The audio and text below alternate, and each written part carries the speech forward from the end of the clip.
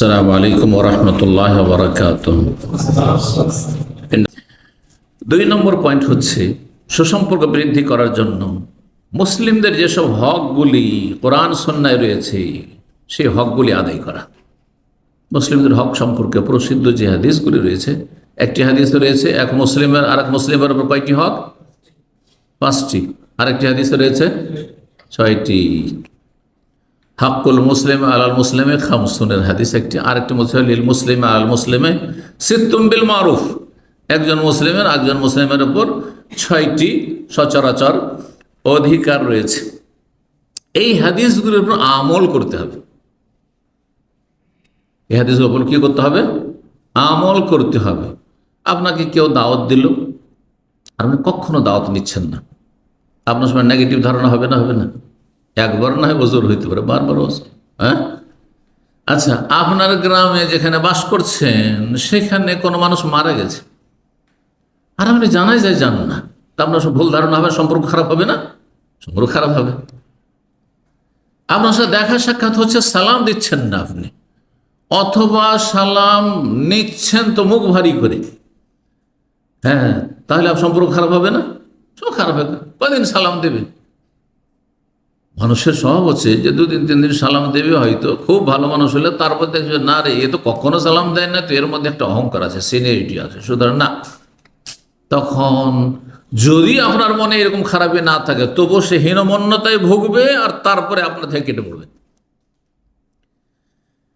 তো মুসলিমদের হকগুলি সুন্দরভাবে আদায় করার চেষ্টা করতে হবে। রাসূলুল্লাহ সাল্লাল্লাহু আলাইহি ওয়াসাল্লামের হাদিস এক হচ্ছে সালাম কি করা, হ্যাঁ, সালামের জবাব দেওয়া একটি হাদিস রয়েছে। আর এক হাদিসে কিন্তু সালামের জবাব দেওয়ার কথা নেই, ওতে আছে ইযা লাকিতাহু ফাসাল্লিম, সাক্ষাতে হলে সালাম দাও। তাহলে সালাম দেওয়া মুসলিমের হক আর সালামের জবাব দেওয়া মুসলিমের হক, যদিও সালামের জবাব দেওয়া ওয়াজিব আর সালাম দেওয়া হচ্ছে সুন্নাতে মুআক্কাদা। আর যেই ব্যক্তি আগে সালাম দিতে পারে সে বেশি ভালো আল্লাহর কাছে, বেশি প্রিয় আল্লাহর কাছে। ওয়া খায়রুহুম আল্লাযী ইয়াবদাউ বিসসালাম, রাসূলুল্লাহ বলছেন দুইজনের মধ্যে ভালো ওই মানুষ বেশি যে আগে সালাম দিতে পারে। কখনো ভাববেন না যে আমি আগে সালাম দিলাম তো ছোট হয়ে গেলাম, রবের কাছে আপনি বড় হয়ে গেলেন, হ্যাঁ, রবের সন্তুষ্টি হাসিল করলেন। আর যে কখনো সালাম দিতে চান কৃপণতা করে, অথবা ও সালাম দিকে আমি কেন দেব, অনেকে হীনমন্যতে ভোগে, দাড়ি নেই তো ভাবে যে দাড়িওয়ালা, হ্যাঁ, এটা আরব দেশের রোগ এটা। আর আমাদের দেশে আলহামদুলিল্লাহ অন্যরকম আছে খানিকটা।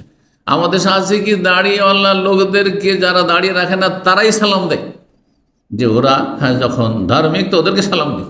কিন্তু অনেক হ্যাঁ আরও রয়েছে তাদের ধারণা যে দাড়িওয়ালা মানুষ, হ্যাঁ, ও সালাম দেব আমাকে, কারণ ও হীনমন্যতায় ভুগছে যে আমি যেহেতু এটা রাখি না সেই জন্য হয়তো আমাকে সালাম দিল না।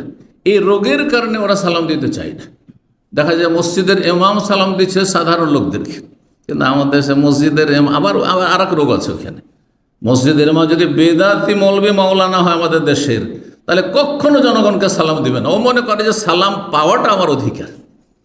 তবে সেই আকিদার যারা কোরআন সুন্নাহ অনুসারী আহলুল হাদিস, আলহামদুলিল্লাহ, যদি সত্যি আহলে হাদিস হয় আকিদা আমলে, তাহলে সালাম নেবেও এবং দেব। এই নয় যে আমি আলেম সেই জন্য কখনো সালাম দেব না, কারণ আমি প্রবেশ করছি আপনার এখানে, আপনার আগে থেকে বসে আছে, তো আমার উচিত হবে সালাম দেওয়া, আমার উচিত হবে সালাম দেওয়া।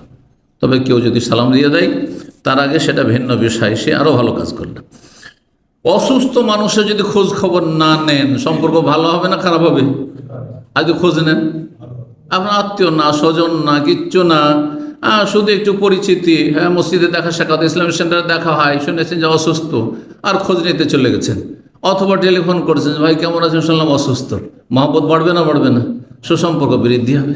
জি, অথচ তার পয়সা খরচ হলো না, আপনি 1 পয়সা চিকিৎসার জন্য দিলেন না, ওই যে খোঁজ খবরটা নিয়েছেন, ওতেই সম্পর্ক ভালো হয়ে গেছে। এইরকমই যে সব হকগুলি রয়েছে, বিস্তারিত সেগুলি দিয়ে যাচ্ছি না।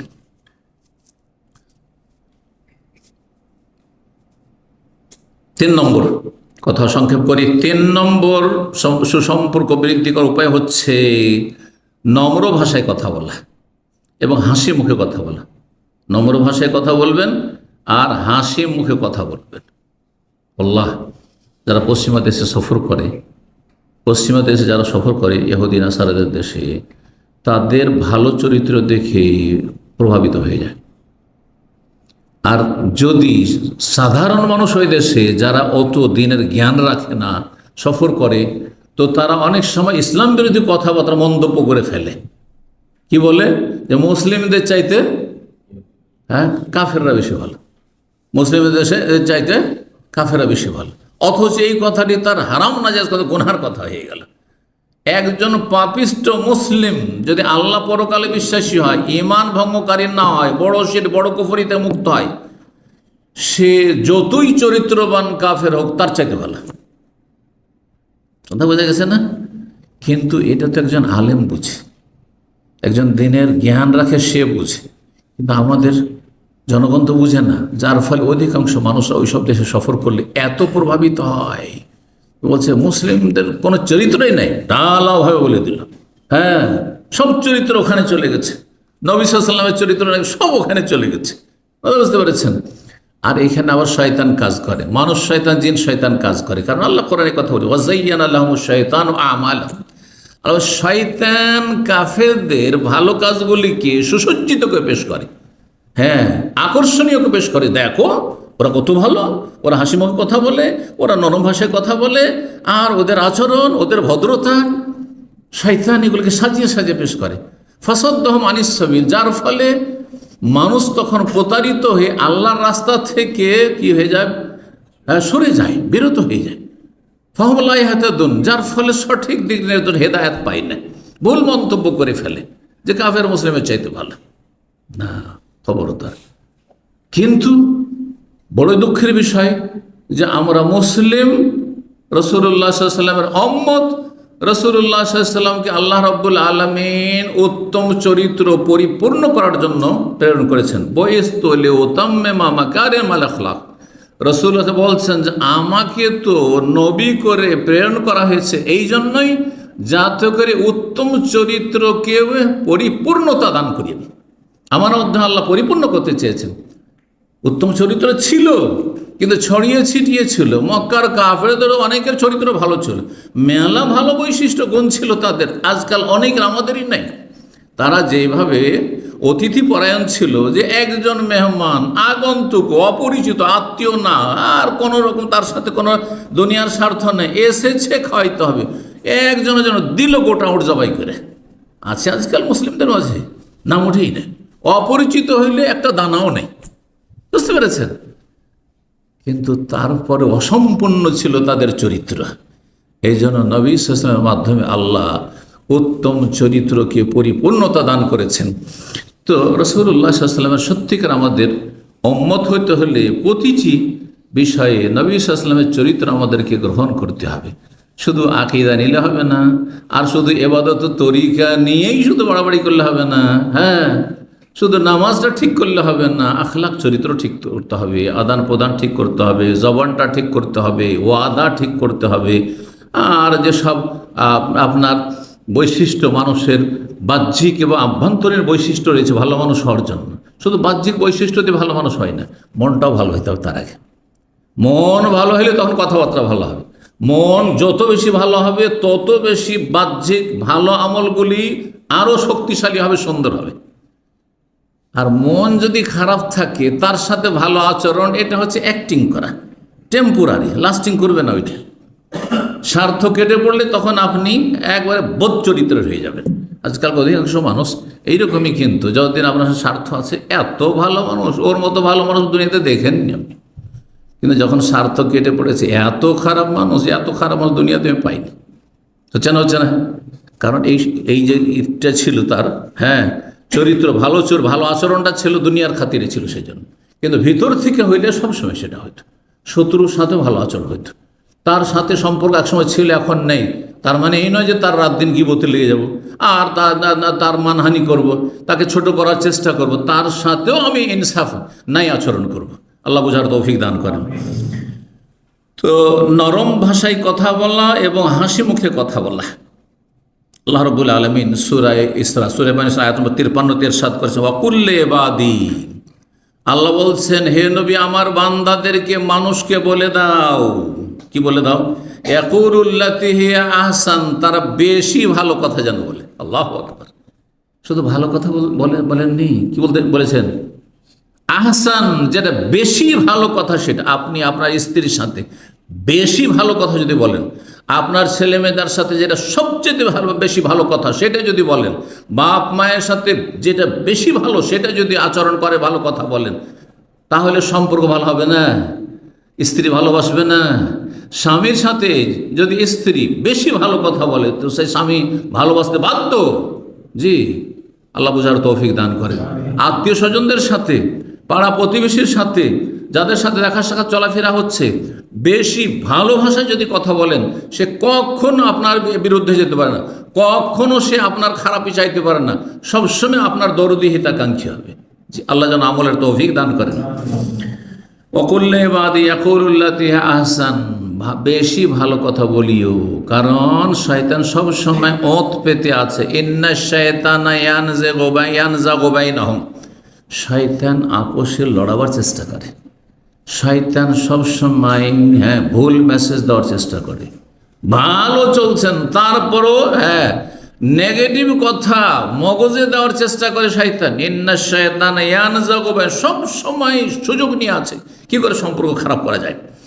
ইন্না শায়তানা কানা লিল ইনসানি আদুওয়াম মুবিনা, কারণ শয়তান মানব জাতির প্রকাশ্য শত্রু, আর শত্রু কখনো আপনার ভালো চাইবে না, আপনার কল্যাণ চাইবে না। সুতরাং সতর্ক, সাবধান।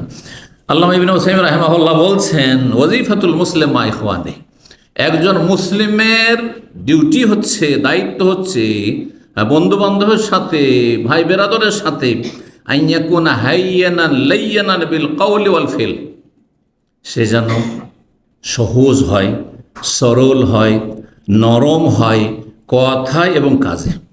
কথা কাজে যেন সহজ সরল হবেন আপনি, কারো যেন কঠিন হবেন না। সব কিছুকে সহজ করুন। ভুল করেছে, আপনি তো ভুল করতে পারেন, এ কথা চিন্তা করলেই তো হয়। আমাদের পরিবারের সদস্যরা যারা ভুল করছে, তো আমি তো ভুল করছি, আমি তো ওদের মতো একসময় ছিলাম, বা ওর চাইতেও খারাপ ছিলেন অনেকে, তার চাইতে তো ভালো, যে ভালো তরবিয়ত পেয়েছে এখন আপনার ছেলেমেয়েরা, এই বিষয়গুলি চিন্তা করে দেখুন আপনি।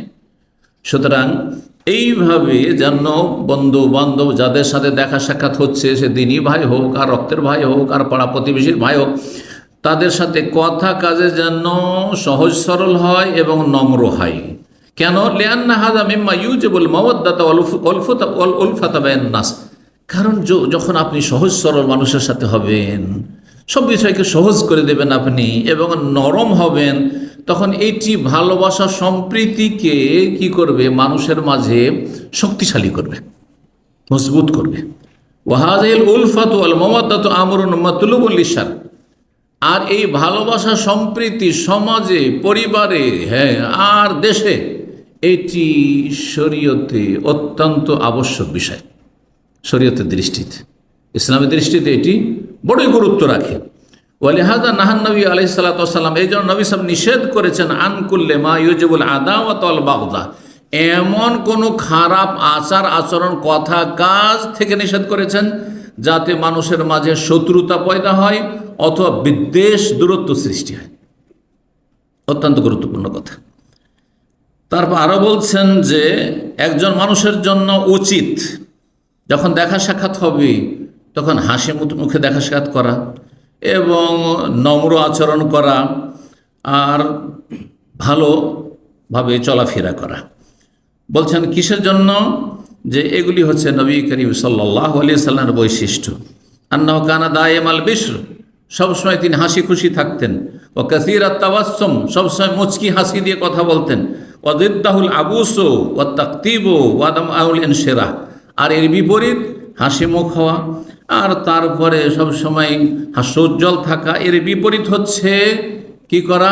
ভুরুকঞ্চিত করা, আর তার বিরক্তি বোধ করা, আর খোলা মনে কথা না বলা, সংকীর্ণ মনা হওয়া, এগুলি মানুষের সম্পর্ক খারাপ করে। মেম্মায় ইহুদেসুন নফুর, যাতে ঘৃণা ছড়ায়, যাতে ঘৃণা তৈরি করে। 4 নম্বর সুসম্পর্ক বৃদ্ধি করার উপায় হচ্ছে মানুষের কখনো দ্বারস্থ হবেন না, মানুষের কাছে কোনো কিছু চাইবেন না আপনি।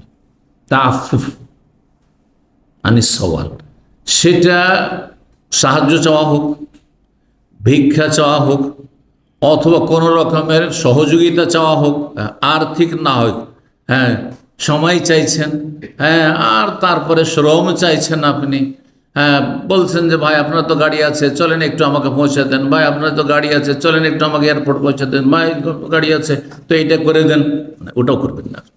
কারণ যখন চাইতে লাগবেন তখন একটা বিরক্তি চলে আসতে পারে, সবাই একই রকমের না, চাওয়াটা কমিয়ে দেবেন। এমনকি ধার চাওয়া, যারা জীবনে ধার চান না তারা যেখানে বসবাস করেন না কেন কেউ আপনাকে ছোট করতে পারবে না যে কোনোদিন আমার কাছে ধার চেয়েছিল, অথবা সে ধার নিয়েছে আর তারপরে বিলম্ব করেছে, বলার সুযোগই না আমি ধারই নিইনি, ঠিক কিনা? শুধু সাহায্য চাওয়া নয়, বরং আপনি ধার কর্জাও চাইবেন না।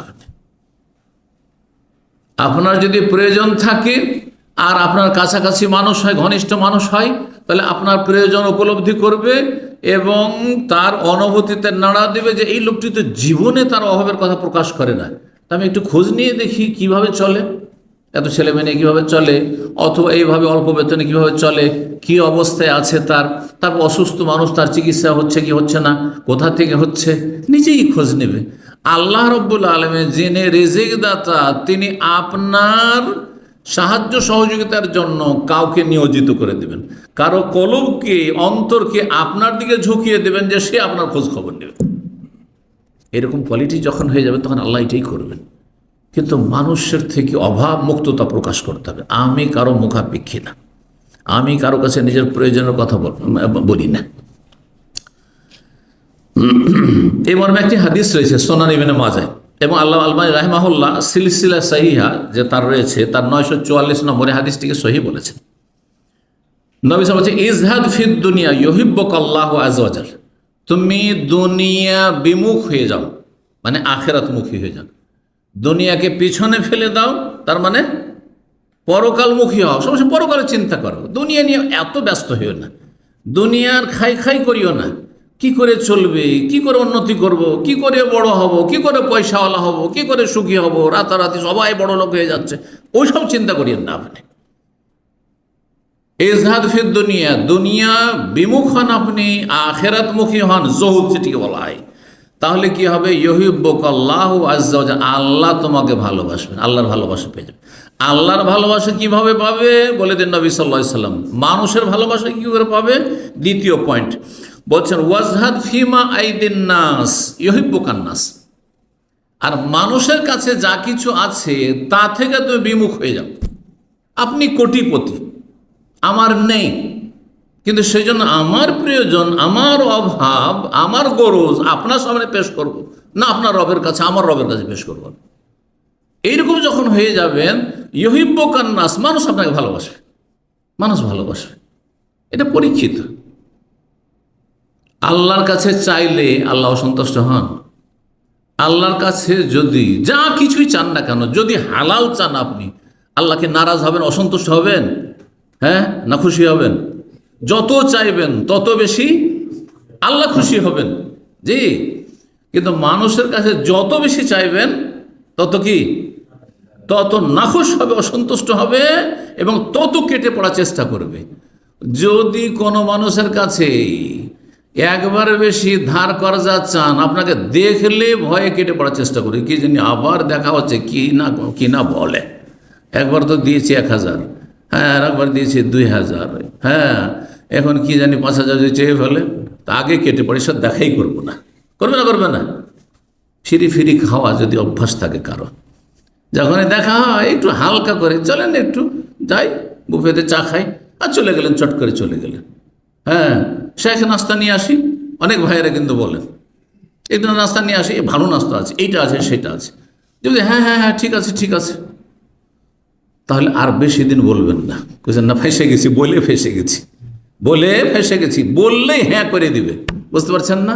আর জীবনেও আমি হ্যাঁ যদি না করি তো বহুবার সারা জীবন বলতে থাকবেন, কারণ জানছেন যে এই বলে আমি নেকিও পেয়ে গেলাম আর আমার খরচও হইল না, বুঝতে পারছেন না। কিন্তু যখনই বললেন যে চলেন সামনে একটা হোটেল আছে, খুব ভালো ভিআইপি হোটেল আছে, খাবার দাবার খুব ভালো, চলেন, দ্বিতীয়বার আর খুব বেশি উদার হয়ে 2-4 বার বলবেন, তারপর একটু দূরেই থাকবেন। একটা উদাহরণ দিলাম। জি, এই জন্য পর খাওয়া লোক হবেন না, পরকে খাওয়াবার চেষ্টা করবেন, পরের উপকার করার চেষ্টা করবেন, পরের কাজে আসার চেষ্টা করবেন। আল্লাহ যেন বোঝার তৌফিক দান করেন। এই ছিল হাদিস। আল্লাহর ভালোবাসা পাবেন দুনিয়া বিমুখে, আখেরাত মুখী হইলে, আর মানুষের ভালোবাসা পাবেন মানুষের কাছে যা আছে সেটা থেকে অমুখাপেক্ষী হইলে। যা আপনার কাছে আপনার, তা আমার তাতে কি, আমার রব আমাকে দেবেন, আমার রব আমার প্রয়োজন মেটাবেন। যে যে অবস্থায় আল্লাহ রেখে, যত বড় লম্বা চাদর আমাকে ততটা পা লম্বা করব আমি, জি এইভাবে আমি চলবো। কিন্তু আমি আমার কাছে নেই আর দিব, হ্যাঁ পা লম্বা করে, আর যখন পা ঢাকছে না আমার এই ছোট চাদর দিয়ে, তখন আপনার কাছ থেকে চাদর চেয়ে আমার পা ঢাকার চেষ্টা করবো, ভিক্ষা চেয়ে বা ধার কর্জা চেয়ে, এ বদ স্বভাবটা বাদ দিতে হবে, তাহলে মানুষ ভালোবাসবে। রব্বুল আলামিন যেন আমাদেরকে আমলে তৌফিক দান করেন। 5 নম্বর ভালোবাসা